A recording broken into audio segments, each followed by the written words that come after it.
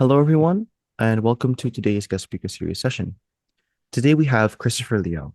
Christopher is a Singapore based urban farmer, educator, and author whose work explores food security, sustainability, and resilience through creative farming practices. The founder of the Freestyle Farmer and host of CNA's documentary Growing Wild, Christopher has led rooftop farms, car park gardens, and community projects that transform unused spaces into food producing sites. His initiatives bring a personal and practical perspective to farming in cities. Blending his background in engineering, hospitality, and hands on agriculture, Chris's work spans rooftop food forests, edible gardens, and education programs that help people reconnect with food. His journey reflects themes of adaptability, creativity, and the belief that everyone can grow. His approach to farming is rooted in curiosity, sustainability, and social impact. After moving from aerospace and cafes into farming, he reshaped an unconventional path into a calling that continues to inspire. Through workshops, talks, and projects, Chris engages with schools, communities, and individuals across Singapore and beyond, encouraging more people to begin their own food growing journey. And with all of that being said, let's welcome Christopher Leow. Thanks, Timothy.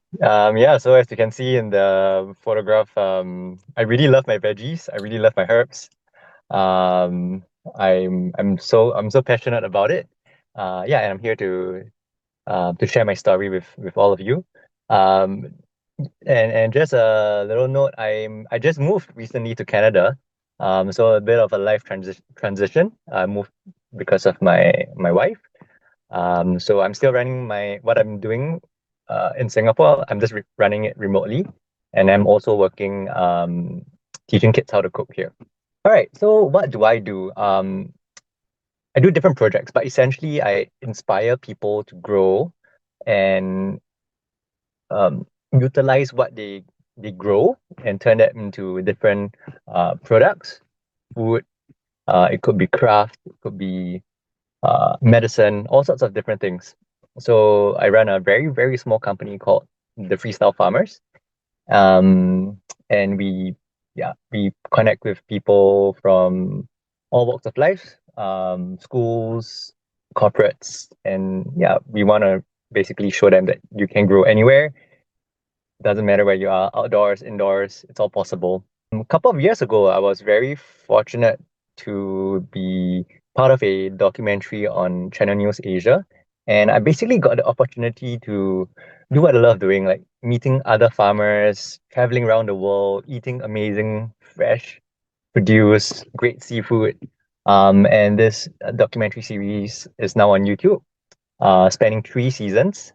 I must say I'm not a professional TV guy, so this was really just happened to be something that happened by chance. But that has really given me a lot of insight about knowing where food comes from. Yeah, so I was not really uh, a farmer to begin with, right? I'm a typical city boy, typical Singaporean boy. Growing up, my parents are like, you must get a stable job.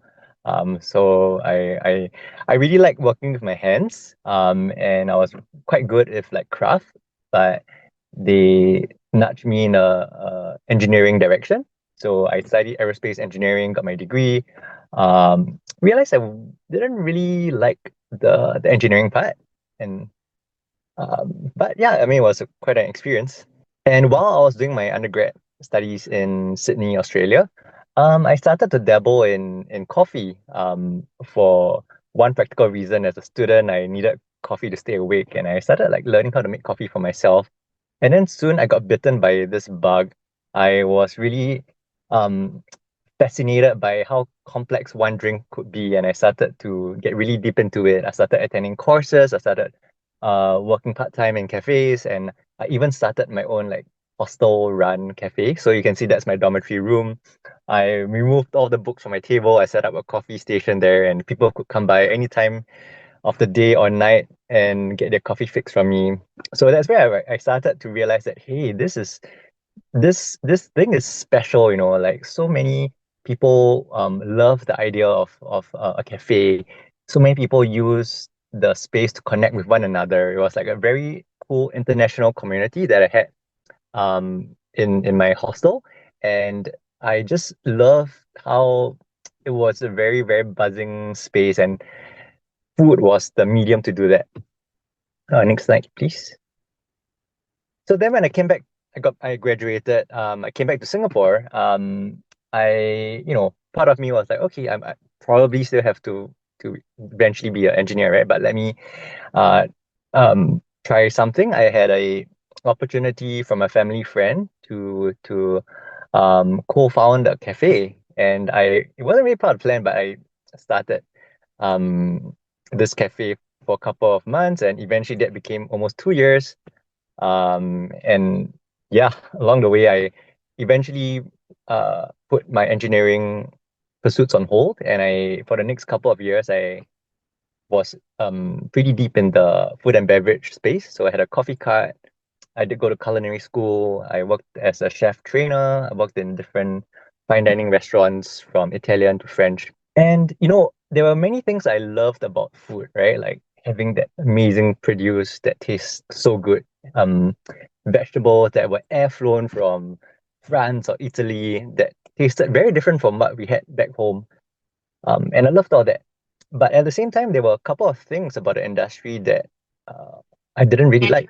One of the things I noticed when working in the fine dining industry was that because everything was meant to be very perfect, very pretty, very uniform, there was actually a lot of disregard for food. There was a lot of wastage. Perfectly good parts were just thrown away. And it also just felt a little bit strange that I was always just serving a very small group of like ultra wealthy people. And it just made me think like the rest of the world, the rest of the population, they don't have access to like great quality food.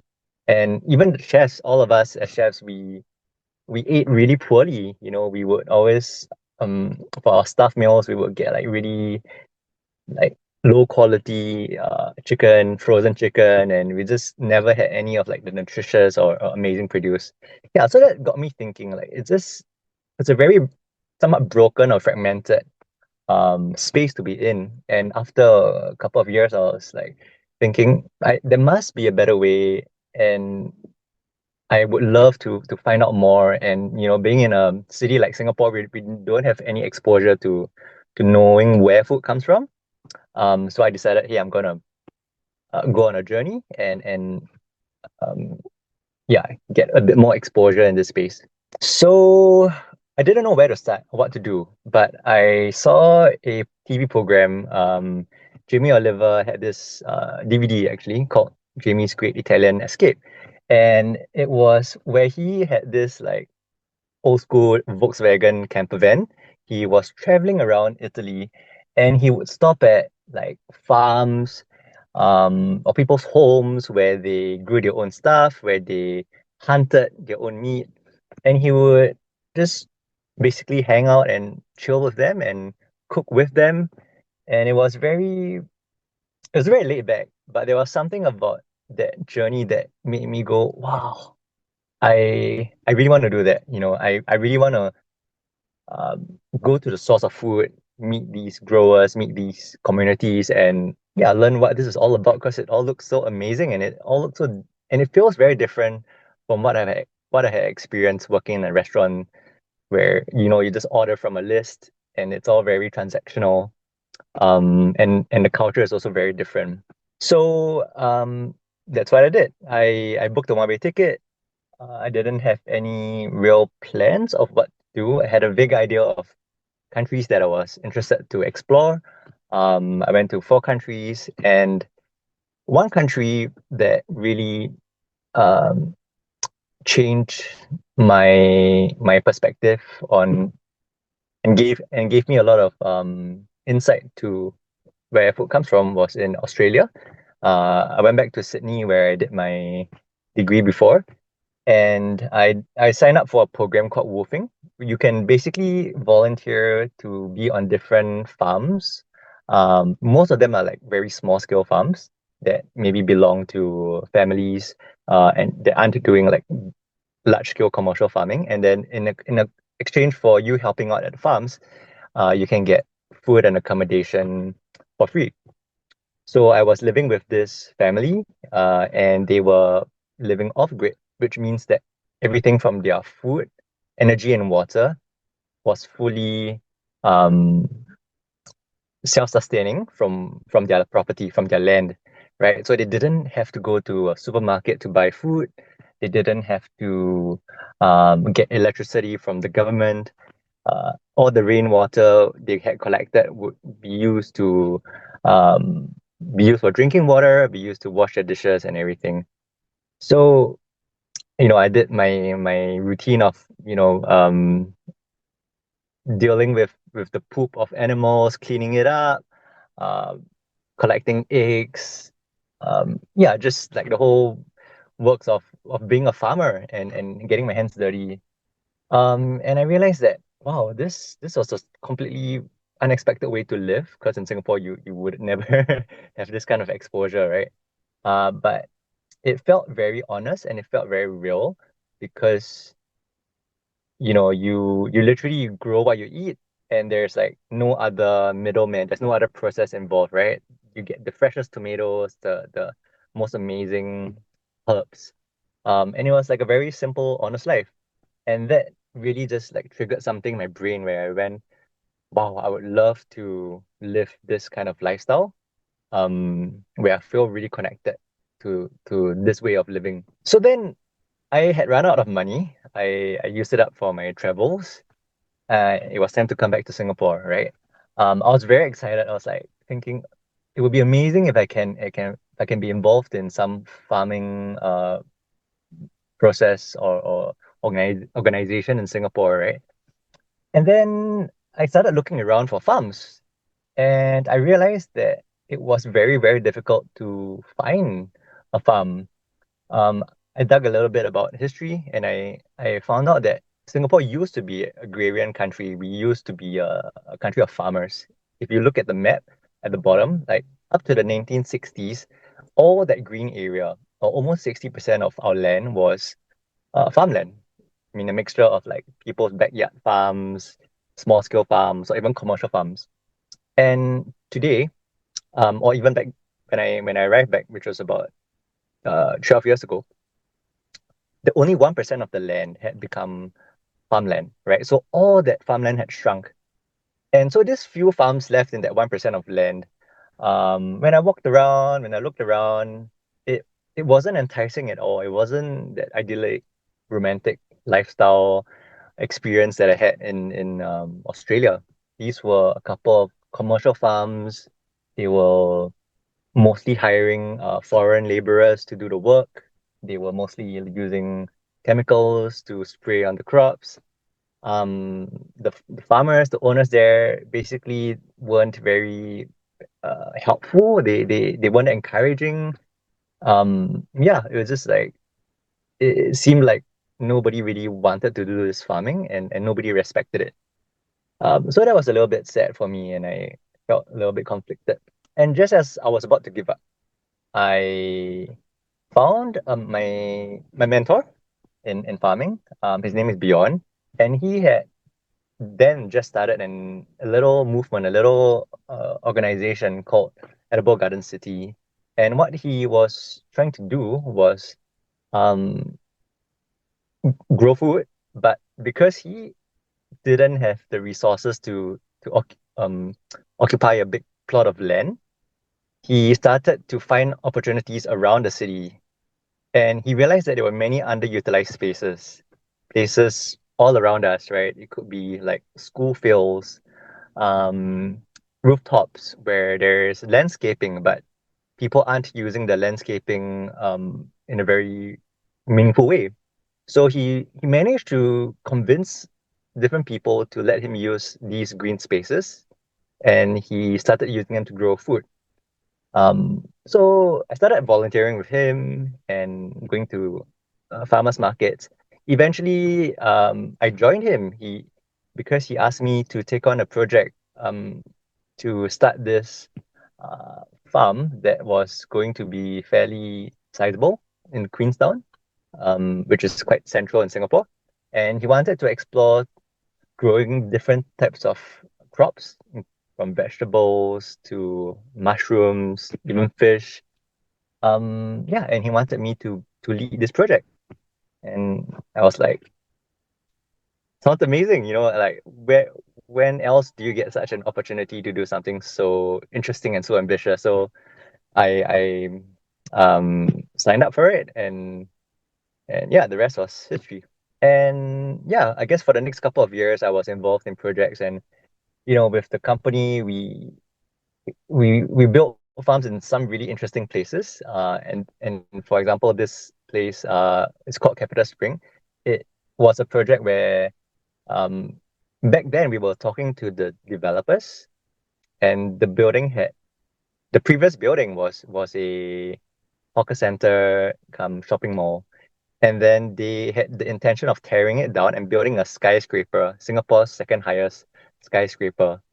And the idea was that this would be like a first of its kind skyscraper where the farm would be a major important component at the rooftop, and it would be designed with us from the ground up. And so yeah, this was an amazing project. Eventually, a few years later, when the skyscraper was built, um, I was the head farmer for this project, um, and it was a very slightly different farm from what we usually are familiar with. This farm concept was a food forest farm. So if you think of a forest, it's kind of looks wild. Things are very lush. Things are you can't really differentiate what's what. But we basically grew things that are all edible in layers. So things like fruit trees, bananas, papayas, guava, all the way to your herbs, to your even stuff that grows underground, like your radishes, your gingers. Yeah, so this was a very, very unique concept that we could roll out in a very unique location. So yeah, after doing that for a couple of years, I also explored what I could do closer to home. So around COVID period, I was a little bit restless. I decided that, hey, we as a country, I remember that we were facing food shortages. Um, at one point, our supermarket shelves were empty because the farmers in Malaysia were not allowed to come out, and therefore, half or a lot of our leafy vegetables come from Malaysia, and because of the excess issue, we had no vegetables for a very short period of time.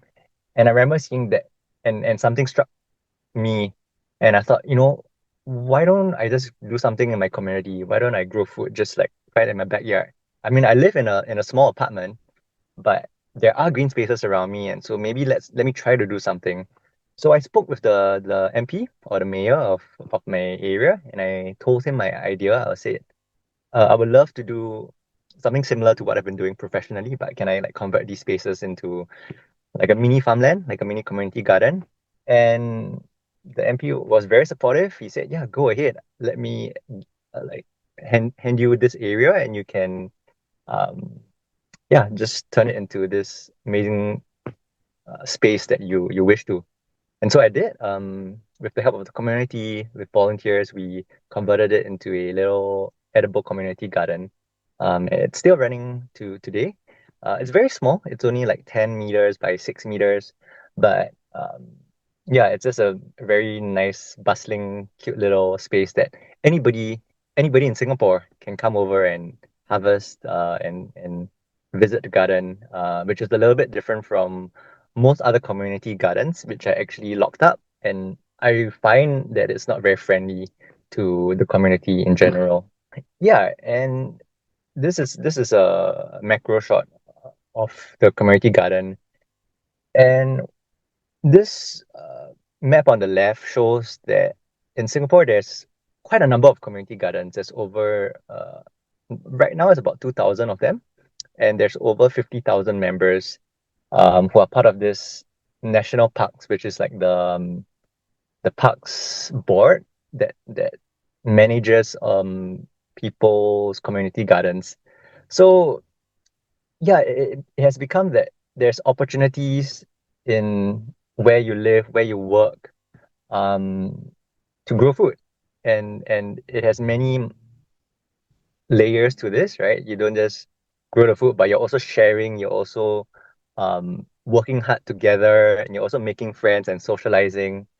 And I felt like this was a really, really nice and meaningful effort. A couple of years later, since from when I had first started working with Edible Garden City to fast forward about 10 years later, the government realized that this urban farming thing was more than just a hobby, right? They realized that there were many both tangible benefits, like for example, having a garden on a rooftop actually cools the space, making you require you to require less energy, like air conditioning. It also brings in biodiversity, brings in insects, good insects. Yeah, so the government realized all these benefits and they started implementing these into policy. So the Urban Redevelopment Authority, or like the agency that's in charge of like development, has put in actual incentives for development for new buildings to have urban farms. And there were grants available by different organizations, by different stat boards and different government agencies to further support this movement. And this was like really amazing to see this happen. Like after 10 years, like wow, this crazy thing that we were doing has now actually become a policy. Yeah. So I just put this couple of slides to sort of summarize my journey and what I've experienced and observed, not just as a farmer, but also meeting other people in the space overseas and locally. First and foremost is I think we need to conserve our ecosystems, right? Nature is wow, it's a bit hard for me to articulate this, but um, we as humans have like shaped the world in a very aggressive way in the last 100 years. But in reality, we are just a small part of nature, right? There's so many different kinds of systems out there that require that work. There's like the water system, right? Rain falls into mountains and then goes into rivers and goes into oceans. So there's so many things going on, and they are all interconnected. So the thing is, at our current rate of destroying forests, of urbanizing, um, we are destroying our own livelihood. We are just destroying our own food sources. We are destroying the environment, and I've come to realize that we really need to preserve our ecosystems for us to be able to like further sustain ourselves. Yeah, so it is a very important survival thing for us as well. High tech farming, it's very catchy. This term of like, oh, you can grow more with less, you can be more efficient. I've done high tech farming as well, where you might be using things like special growing lights or special climate control systems where you can control how hot or cold the room is so that your plants can you can grow different things. Like imagine in Singapore, a very warm country, you could grow cold country crops, you could grow strawberries. Um, that is all amazing, but it does also come at a very high cost to build these systems, but also energy costs, right? So when I see these pictures like, high tech farming will solve everything, I deep in my heart, I know that that is one way to do certain things, but that cannot be the it's all and end all, right? We need to look at much more lower energy, more passive systems, and basically what nature has to offer. We can work with them. So there is a better way, and it's yeah, often it's very um oxymoronic. The better way is actually sometimes much easier. For example, I was in Ireland because my friend has a farm there. She has a goat farm. And I visited her farm and I visited her friend's goat farms. And what they do is this thing called rotational grazing, where the farmer's job is literally to grow the grass. And all the farmer needs to do is to move the fence for the goats to move around every day. It's just so that the goats do not overeat the grass, and so that the grass can grow back and the grass is healthier and provides a lot of nutrition. And the milk produced by the goats are so amazing. It actually tastes really sweet, really delicious. And when I tried it, I was surprised because people say, hey, goat milk has a very goaty taste. But when I tried it, it was very much like cow's milk. It was very sweet. Um there wasn't this goaty taste at all. And the farmer's job was pretty simple too, right? He could just move the fence, spend 1 hour a day. It was like fairly easy. And nature is very resilient. And if you look at how um, you see plants or yeah, plants growing in like cracks in a concrete wall, with nobody watering, nobody planting the seed there, nobody putting fertilizers there. You realize that nature has a way to survive. And I think what's important for us is to observe and work with nature's resiliency, and instead of trying to over engineer things or being too smart about it. Many of these plants that grows in our cracks along the walls, they are actually edible. They have a lot of nutrients. They are amazing, right? So yeah, and respecting traditional knowledge. So I've had the opportunity in Canada to observe how what we call the First Nations people, or the people who have been stewarding or living with the land for a long time, how they operate. And I realized their approach to nature is very different. Their approach to food is very different, right? They don't see themselves as conquerors of the land. They see themselves as stewards of the land, where they are, again, part of this bigger environment, and they take what they need. They minimize any impact. They try to use what they can around them. They don't try to overbuild or overdo things. And this is it's just a different mindset where they really respect every little thing around them, every bird, every bee, every grass. Yeah. And spending time with these First Nations people, I do feel like this is the solution, like this approach of working with nature. Yeah, as I mentioned, like we are just like if you think about it, we are just like a tiny speck in the greater universe, right? Earth is so tiny compared to the sun, and the sun is so tiny compared to the universe out there. So I think we just need to put ourselves in perspective of um our place in the world. And yeah, I think we need to respect the environment around us. Okay, so thanks for giving me this opportunity to share. Yeah, All right. Thank question. you so much for sharing, Chris. I'll stop my screen share as well. As the slide said, and as the slide said, you guys can feel free to send your questions in the chat. And yeah, so while we wait for questions in the chat, I wanted to ask as well, how have sustainability, resilience, and community shaped your approach to rethinking food systems in the city? So I think firstly in a city, we like the truth of the matter is we are very busy people. We are most of us like work a 9 to 5 job. We don't see what's happening around us when it comes to farming or nature. Very often it's like a very romantic thing, right? We go to a park to enjoy nature, right? But we don't like realize that, oh, we are part of it. So the community part is really important because it is sort of a bridge to get people connected to nature and to each other, right? It's um you kind of need that to happen for people to be interested, because people are social creatures.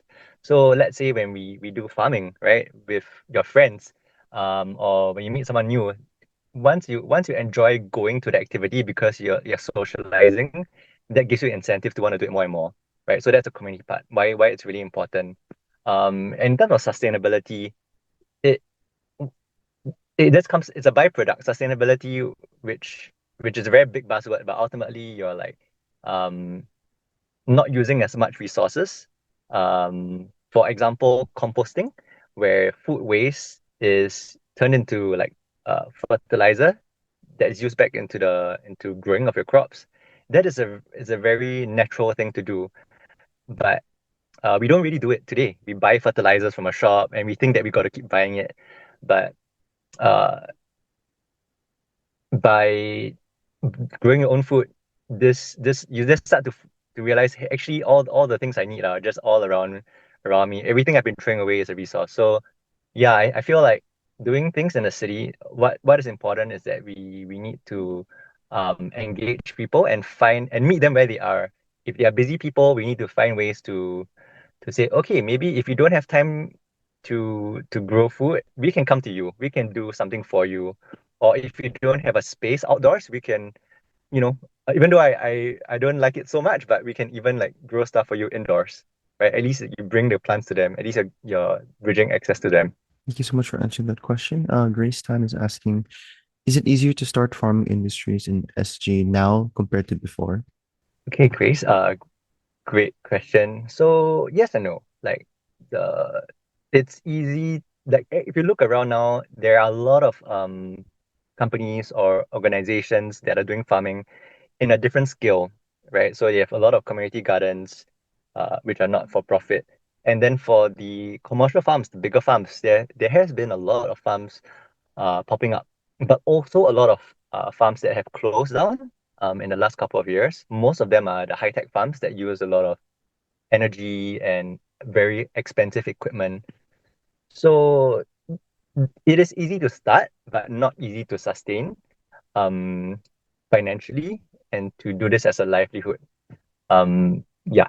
In short, many of the farming organizations, what they do, those that have survived financially, like Edible Garden City, for example, selling the vegetables is just one component of being able to um, sustain themselves. So a lot of them do like tours, workshops, events, and other.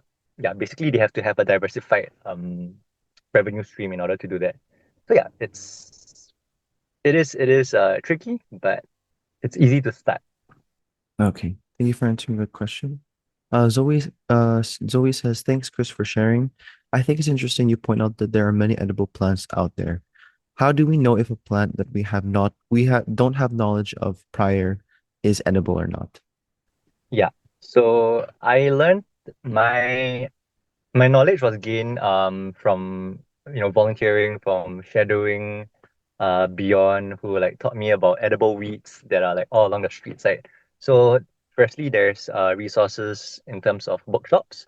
The National Parks Board, they actually have um a very strong edible um database on their website. So yeah, basically they have a lot of different plants, including ornamental plants, and they do tell you what's edible or not.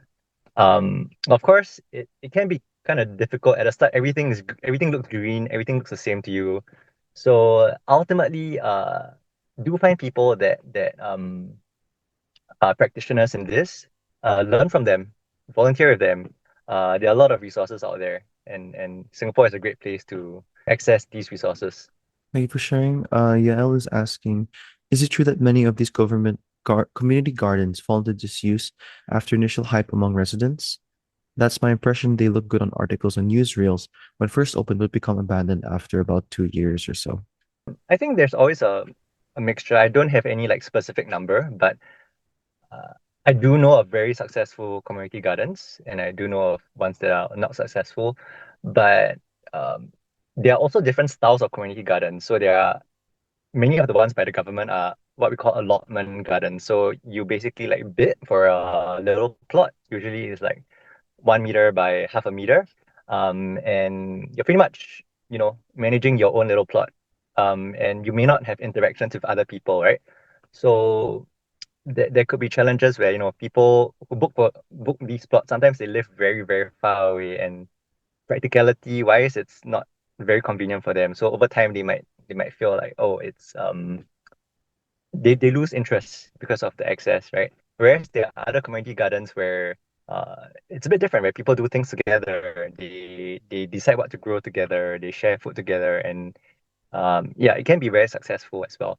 So I think ultimately it's about what how the relationship that you want to have with your plot, and also with the people around you. Thank you for sharing again. Alicia is asking, what should be the main driver for agriculture in Singapore, government or grassroots? Both. I think the grassroots movement is growing and growing really, really well. There's so many amazing things that are sprouting up.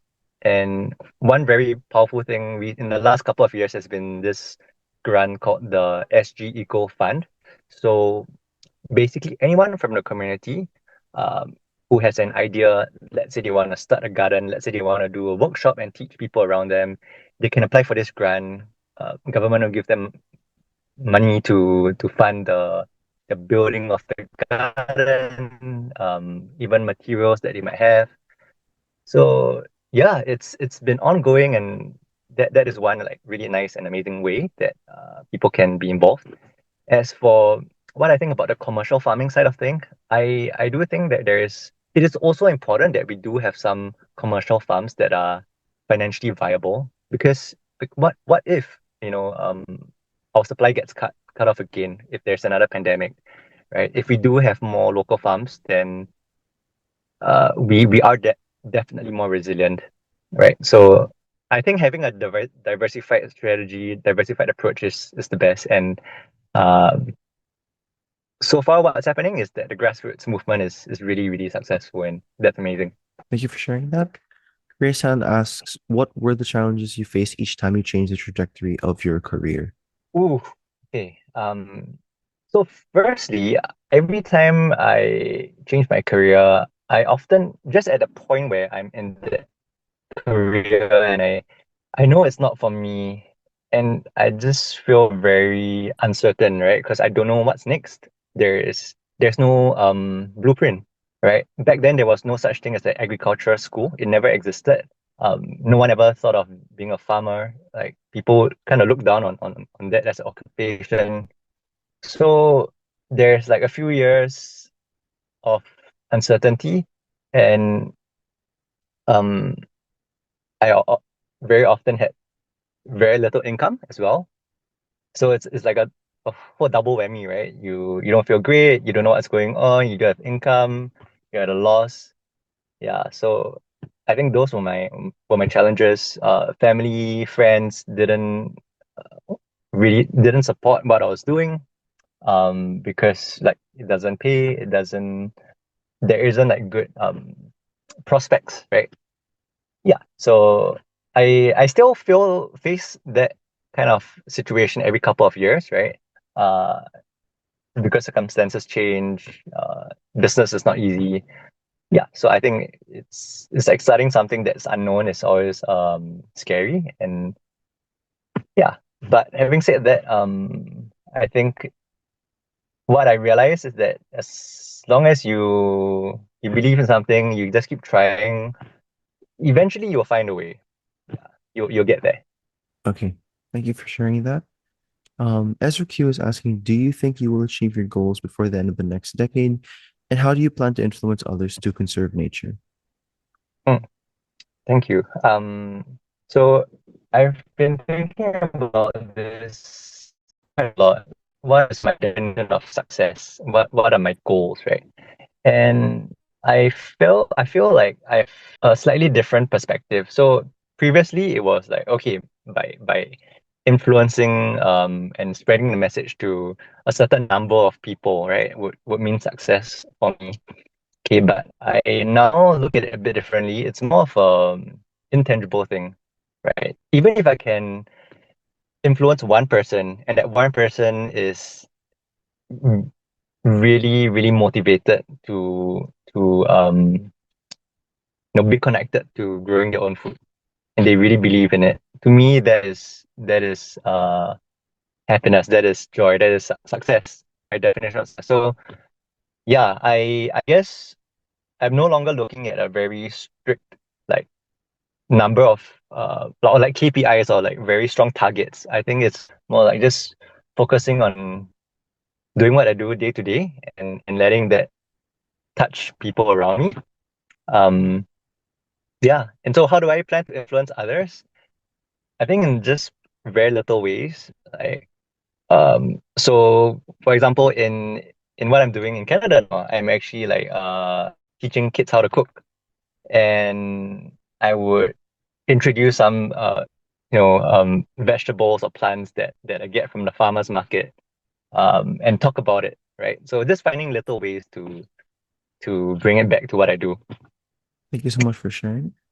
Our next question is from Zoe. What is the general process that you know of into getting space in a rooftop community garden in a HDB estate to experiment growing edible plants? And how does sharing of produce look like in these spaces? Okay, so there are two main ways. So because HDBs, depending on specific parts of uh where you're located, parts of it might be belonging to town councils, and parts of it might be belonging to people's association. So what I did was I went to approach the MP and I proposed um to ask whether the town council is able to uh, provide a space by sort of um, portioning out an existing like landscaping area for me. So then I wrote a proposal and then yeah, it was possible for them to do so, right? So that's one option. You go to your MP and you ask and you pitch your idea and you ask for this space. The second option is with the People's Association, and there's like a actual process where I believe you need to have about 10 people who want to be part of this community garden, and then you write uh, a letter to them and say, yeah, 10 people we want to do a community garden, and the People's Association might say, okay, we have this area, we will let you manage community garden. So these are the two general ways that you can get involved. How does sharing of the produce look like in these spaces too? I think it depends on what your model is. So like for the garden that I manage, I told my volunteer team that, hey, look, what I envision is that anybody can come and harvest, but um, our rule is that if we really want something, let's wrap it up with a netting and then spread our name on it. Yeah. So that we can take priority, but we I want everyone to be able to access these produce. And honestly, the honest truth is that we've never had a problem with this because firstly, the people who like to grow, very often we don't really care so much about harvesting. Sometimes it's more about the joy of growing or the challenge of growing. So yeah, if someone takes it, produce, it's totally fine for us. Yeah. The next question is from Grace. Is there a consolidated resource or book in Singapore so people can learn the know-hows of working with nature locally or make your own home farm, even something to inspire the younger audience? Oh yeah, 100%. So the national parks has a edible gardening handbook. They teach you everything from like how do you look at your space, how do you know what plants to grow, how do you measure the light. They basically have like a step-by-step guide for you to do so. So there's such national parks and edible gardening, and you'll be able to find the website. Next question from Zoe is, how did you get to find the chance to interact with First Nation people? So there are actually like some areas where land is reserved for the First Nations people. And so when you drive past an area, you would see like this land belongs to this groups of people, and there's sometimes festivals or activities that you can interact with them. So recently, near where I stay, there's actually salmon that live close by, and they had like the First Nations had a festival where they gave thanks to the salmon, and they explain about the process of how and why they give thanks. And there was some singing, some dancing, and they went to the water and they sort of give the offerings to salmon. Yeah, so over here it's nice like that. Like you actually can learn from them and speak to them and meet them. And in Singapore, the First Nations people, the equivalent of that are like the what we call the orang lauts. So they were seafarers. They used to fish, snorkel, and forage. And there's a few groups or organizations that are trying to revive that story, trying to um, introduce to people and share with them how life was like before and what they used to eat. One of these organizations is called Orang Laut SG. Yeah, so every country there's their own First Nations people, and yeah, I think if you just try searching for it, you will be able to find it. Referring to a question, Alicia is asking, we're more than halfway through the 2020s. Do you think we'll meet the Singapore 30 by 30 target? Okay, so for those who have not heard about this before, this 30 by 30 target is a target to produce 30% of our nutritional needs by 2030. So which means that local farms need to produce 30% of the local food, right? Currently, this number is not very high. For example, vegetables, it is less than 10% of what, or around 10% of what we consume in Singapore is produced locally, right? For eggs, it's quite high. It's about 30%. So that number actually is dropping because of the number of farm closures. So I would say that it is not uh, probably unlikely that we'll hit this number. But beyond just a number, I think even just this whole idea of 30 by 30, um, I personally feel like it's not a holistic view because there are ways to hit that number, right? You can just um, grow more vegetables, you can pay a company to do it. But I think what's more important is the intention behind doing it, right? So I would say scrap the numbers, but let more people get connected and find a joy in growing, in being connected to nature. I think that's more powerful. And then the byproduct is that you get eventually when more people do it, you eventually get a higher number of um, amount of volume of crops grown. Thank you for sharing. My question will also be, as an educator and mentor, what advice would you give to young change makers who want to make a meaningful impact through sustainability? I've seen many young people do amazing things. I guess my advice is don't be afraid to try. Like I think it's important that you take the first step. Then taking the first step is always very challenging because there's a lot of unknowns, a lot of uncertainties. But take the first step, and then you would find your way. Right? Be curious. There's a lot of different organizations out there doing things involving sustainability. Um, if you ask the founders, if you message them directly on LinkedIn, there's a very high chance that they wouldn't mind speaking with you, giving you advice, giving you suggestions. People have been approaching me and they ask for ideas or they want to have a chat. And I've never ever turned down any youth who's wanted to speak to me. And yeah, I think the more actions you take, the closer you will get to your vision, right? Because you start to meet people that also believe in this, and then you start to feel like, oh, you have a community, you have a tribe, and then soon you won't be alone anymore. Yeah, soon you will be able to work together with other people to support you to get there. Yeah. Thank you so much for sharing that. Yael is asking, what's your impression of other urban farming efforts in SEA? Do you have plans to expand the freestyle farmers or collaborate overseas? So my impression of other urban farming efforts in Southeast Asia, any effort is good effort. Any effort is amazing, and every country does have its nuance.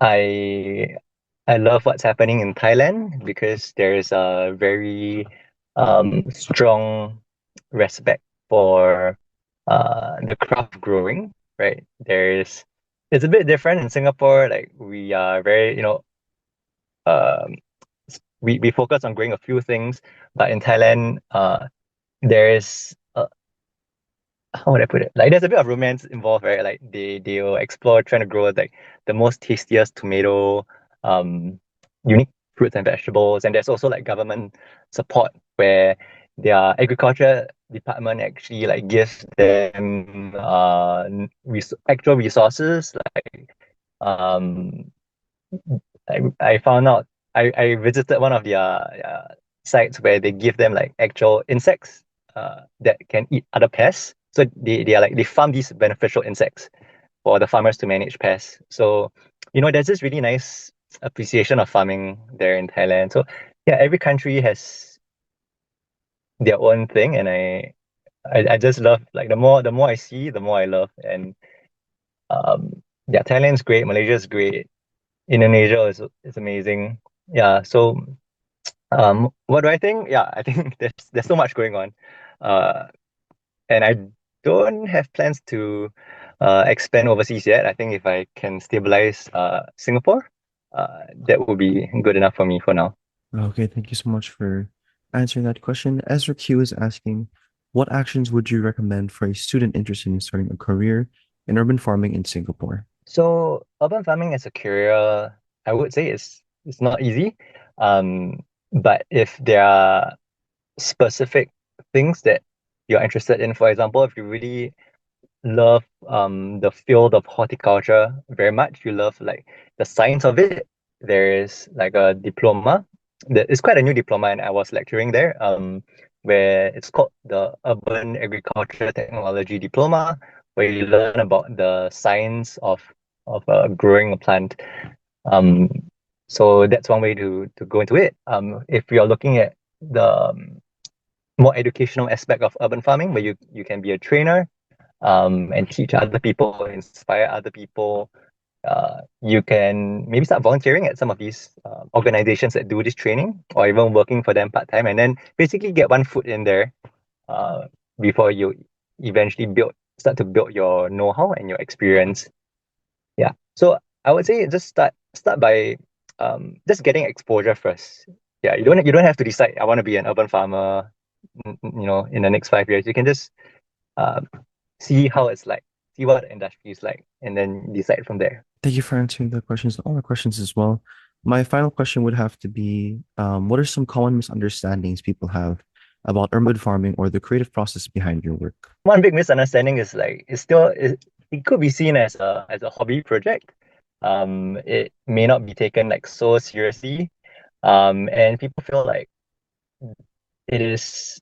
It's like, you can't grow enough, right? If you think about it, like, oh, you're in a city, it's mostly a concrete jungle. Like, even if you grow something, it's not gonna make a dent. I think that's a common misconception. Um, but in reality, actually, if you start to actually, like, say, grow something yourself, you realize actually I can grow a lot. I've calculated that each person just needs about 1 by 1 square meter to grow enough leafy vegetables, not all kinds of vegetables, specifically leafy vegetables, to sustain them, um, so that they don't need to go to a supermarket, right? And if you think about this 1 by 1, it is very achievable, right? Like, if you think about it, um, one balcony ledge of your HDB flat, if you add it up, maybe it's like 60-70% of that 1 meter by 1 meter. Yeah. So yeah, there is a lot of value and impact in growing your own stuff. So yeah, it is possible to make a dent eventually if everyone does it. Hello everyone! Thank you so much for watching this video. Make sure to hit the like button and subscribe to the Little You YouTube channel. And make sure to follow us on all our social media accounts linked in the description. Thank you again, and we hope to see you in the next guest speaker series session.